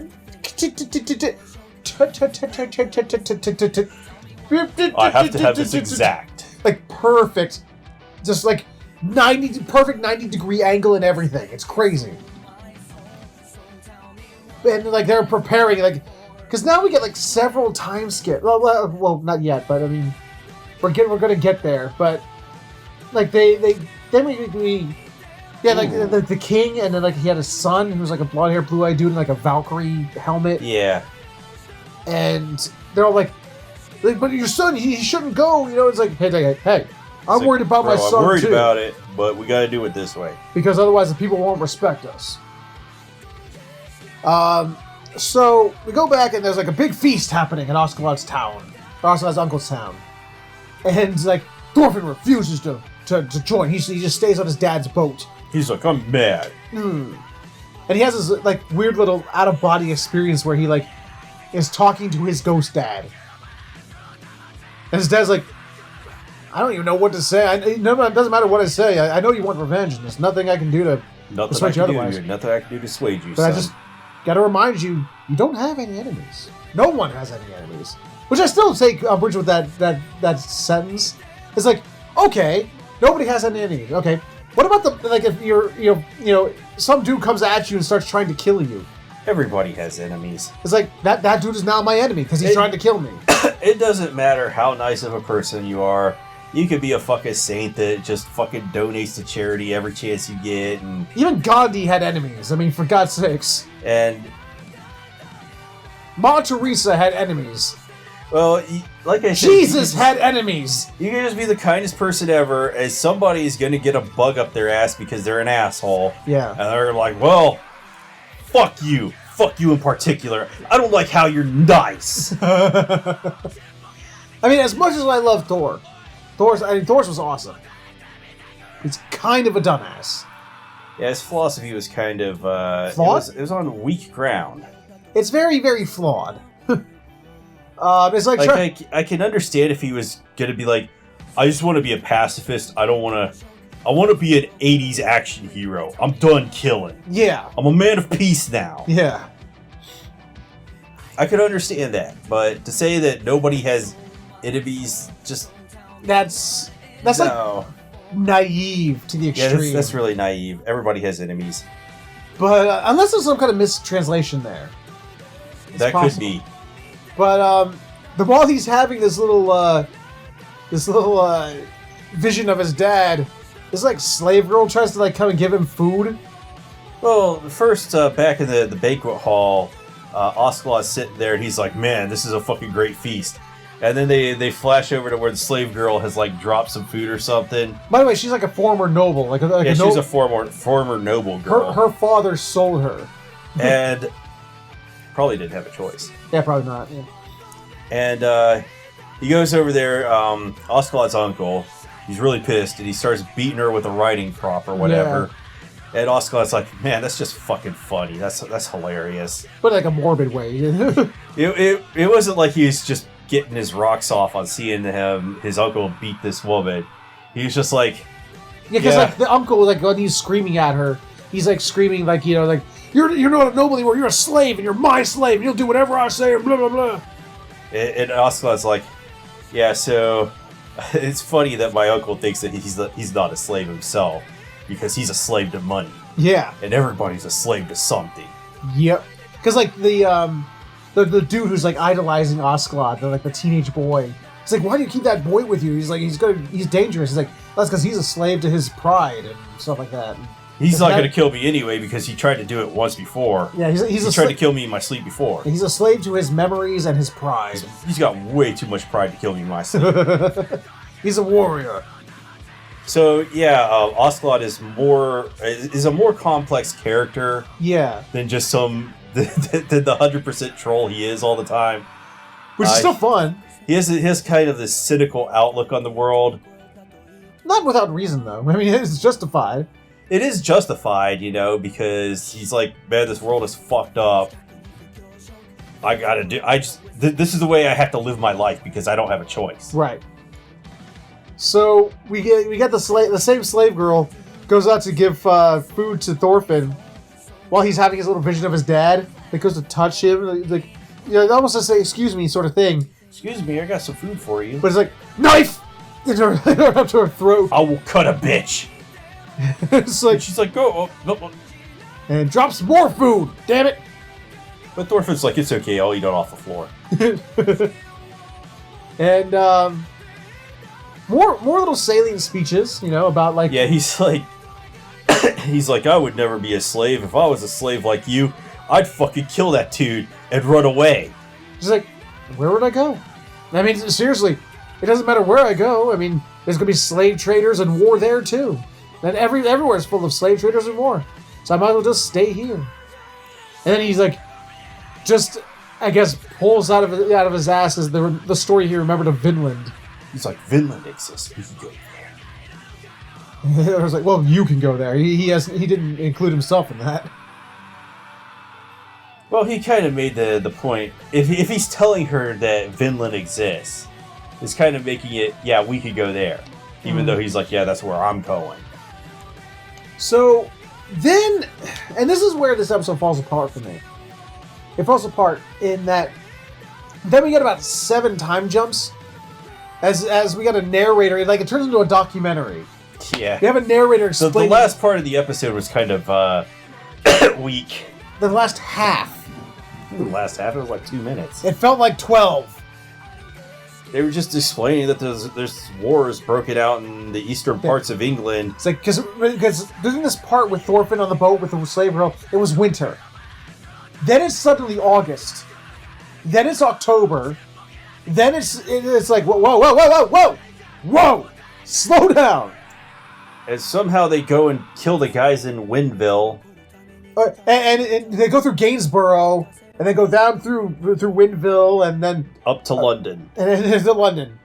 And that dude from the first episode shows up, and he throws an axe, and it just kills 20 dudes.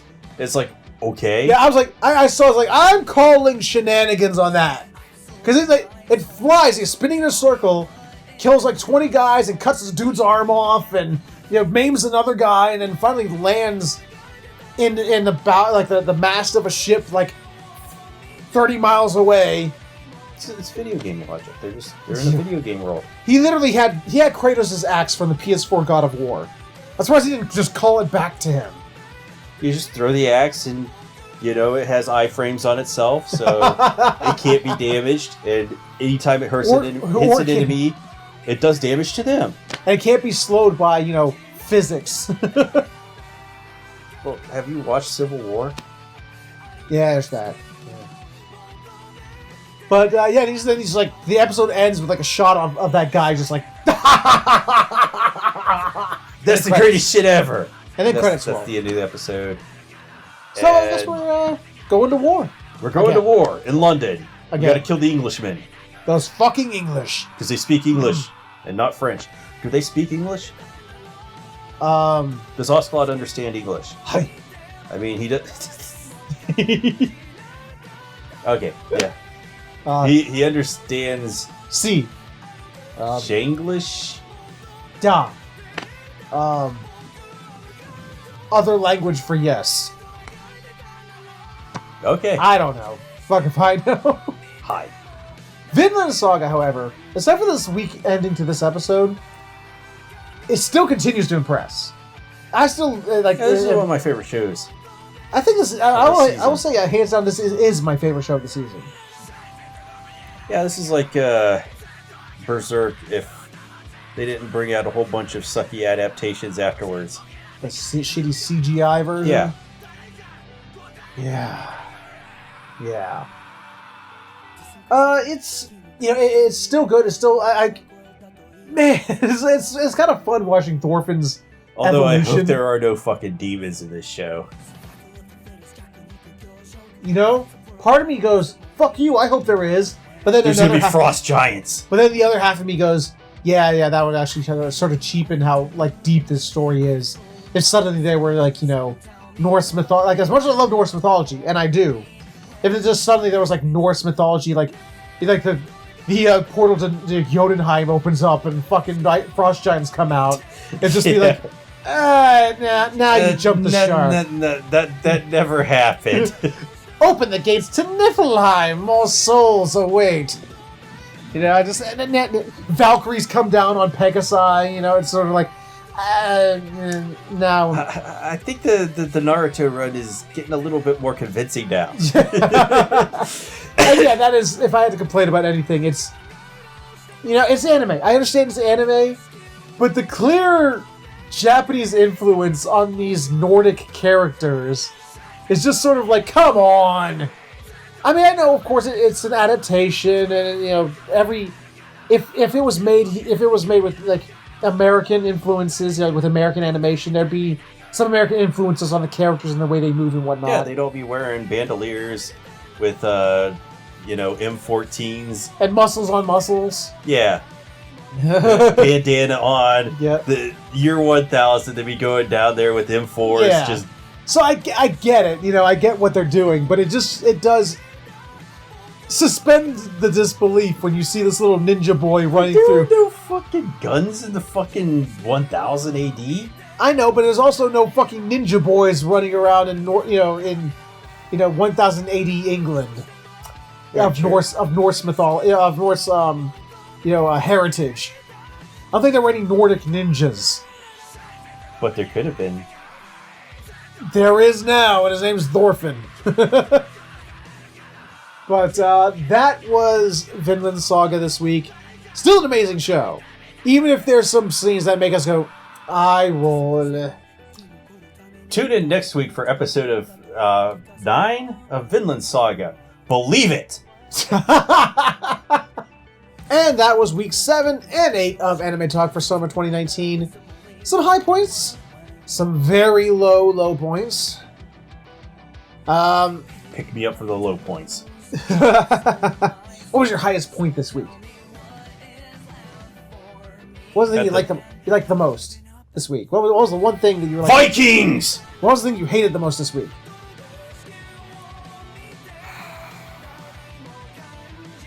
It had to be the MILF Isekai. I think my favorite thing this week would probably be Purple Titted Dragon. And the thing I hated the most this week was Nordic Ninjas. Nordic Ninjas. Sounds like a fucking video game thing that you'd see up on a splash screen come up and be like, Nordic Ninja. I want that to be a video game now. Actually, I mean... No, I'm talking about like the fucking engine or something that comes up before you get into the game where they have all those fucking advertisements these days. Yeah. You mean like the movies... This was made with Unreal Engine. Bad Robot, you know, Productions and... Nordic Ninja. That'd be funny. It's like I can see it in my head. I can actually like see it happening. But actually, if anything else, Vinland Saga. If nothing else, I would love to see Vinland Saga as a video game. Like sure, like a what's the name of those guys? Those games, the like Lubu and Dynasty. Yes, ones? Dynasty Warriors. I would love to see Vinland Saga as a Dynasty Warrior style game. I don't know about that. Dude, could you imagine like the battlefield being like like at the beginning, the very first episode, where Thor's is like jumping from ship to ship, and having a ship like close quarters combat on the ship, and like they have I've never played any of the Dynasty Warriors games. Like have a field, like part of at least part, like if not the whole field, at least part of a field of just boats that like your character jumps across and fights dudes on. Okay. Dude, I think Vinland Saga would make a great Dynasty Warrior style game. That would be pretty badass. Maybe there is a Vinland Saga game out there. That would rock. I mean, there was a Dororo game, and there's probably other games out there from other anime that we've watched. Yeah, I mean, probably. Angels of Death was based off of a game. Yeah, but that's the other way around. That was the game came first in that case. So anyway, that was like I said, week 7 and 8. Let us know what your opinions of these episodes were. We would like to know what you thought in the comments below. What high points were for you, lows for you, and even if you're watching anime that we're not talking about, let us know how you're feeling about those. In the meantime, take care, and if you enjoyed this episode, please let us know with a like, comment, subscribe, share it, or you can click on the annotations for other videos we've done. And remember to annotate this video. Thank you so much for watching. We will see you all next time.